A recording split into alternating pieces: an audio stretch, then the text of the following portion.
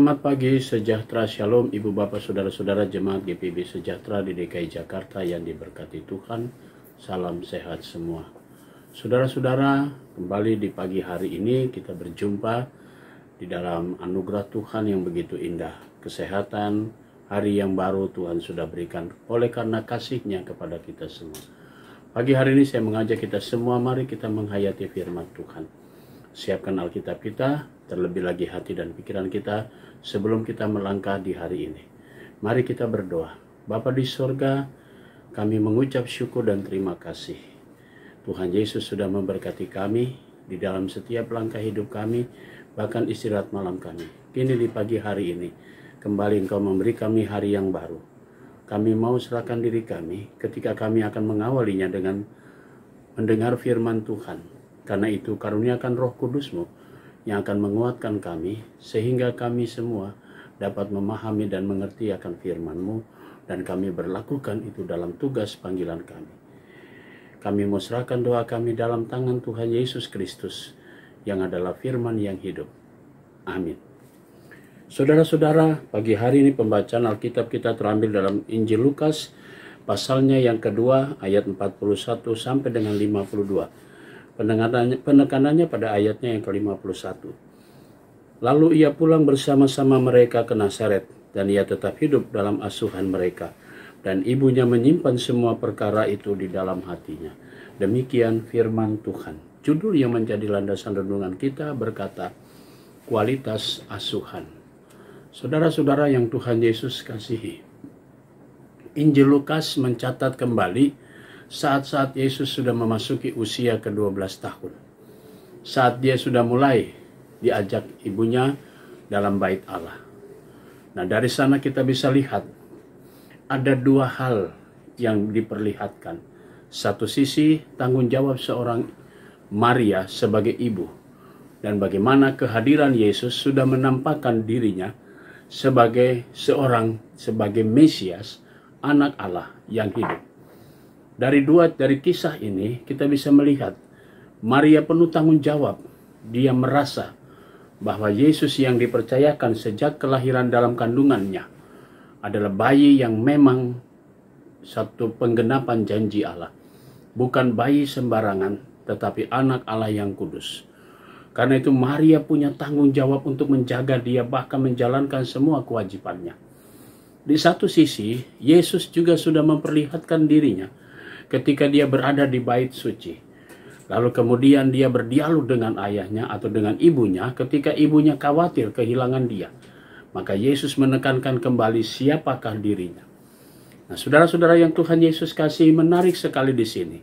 Seorang ibu yang terus menyimpan kerahasiaan ketika dia berjumpa dengan malaikat Tuhan dan dia simpan itu, ingin memperlihatkan kebenaran dari firman Tuhan. Terlebih ketika Yesus mengatakan bahwa dia ada di rumah Bapaknya. Saudara-saudara yang Tuhan Yesus kasihi, sebuah tanggung jawab Maria terus menjalankan. Dalam bacaan kita tadi dikatakan Maria menjalankan kewajibannya dengan mengasuh Yesus sampai dewasa. Nah, saudara-saudara, itulah sebuah tanggung jawab. Asuhan dari awal, dari kecil sudah dibawa ke bait suci. Sebuah tindakan yang harus kita teladani ketika kita punya anak, bahwa untuk membawa dia ke bait suci, membawa dia ke dalam gereja, dalam persekutuan, supaya dia juga merasakan bahwa ini rumah Bapaknya, sehingga dia menyadari dan dia bergaul dengan firman Tuhan. Tanggung jawab kita, ingatlah apa yang kita selalu, mungkin kita mendapat pelajaran, kalau kita salah dalam asuhan, dari kecil kita tidak perhatikan itu, jangan menyesal di kemudian hari. Karena itu saudara-saudaraku, mari kita kembali memperbaiki pola pendidikan dan pembinaan kita di tengah keluarga. Mulailah kita mengasuh anak-anak kita sesuai dengan kehendak Tuhan. Dan jangan dia lepaskan begitu saja.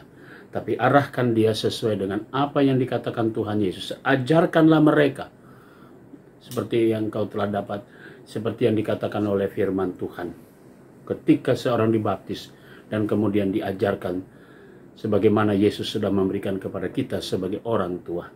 Mari saudara, kita jalani tugas kita sebagai orang tua. Ingat, salah kita mengasuh, maka kita akan menyesal di kemudian hari.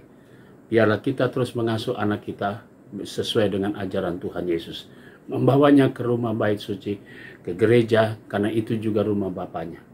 Dan kita terus taat kepada firman Tuhan. Amin. Mari saudaraku kita berdoa. Bapa Surgawi, terima kasih untuk semua berkat-Mu di pagi hari ini.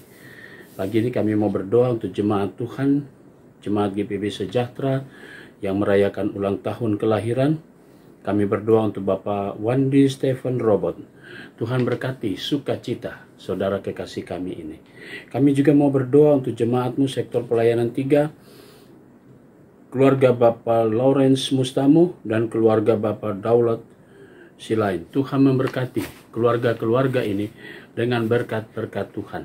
Kami juga mau berdoa untuk jemaat Tuhan yang dalam keadaan sakit di sektor pelayanan 3, Ibu Ani Parhusip Nainggolan, Bapak Boy Kainama, Ibu Kristina Sitorus, Ibu Elsia Tumiwa, Ibu Elizabeth Magdalena. Tuhan memberkati saudara-saudara kami yang dalam keadaan tubuh yang lemah. Untuk jemaat Tuhan yang masih dalam perawatan di rumah sakit, Bapak Dumais Wongkaren, Saudara Jerome Dian, dan Ibu Yosina Aipasa Aspers. Kami mau serahkan orang-orang yang kami kasihi ini dalam perawatan mereka di rumah sakit. Jamahan tangan kuasa Tuhan melalui pengobatan dan perawatan akan mengembalikan kekuatan tubuh bagi saudara-saudara yang kami kasihi ini ya Bapak. Kami juga mau berdoa ya Bapa di surga pagi hari ini untuk seluruh jemaat GPIB dimanapun mereka berada. Para pelayan firman dan sakramen Tuhan Yesus memberkati mereka semua. Terima kasih Bapa di surga. Kami juga mau berdoa untuk majelis sinode GPIB.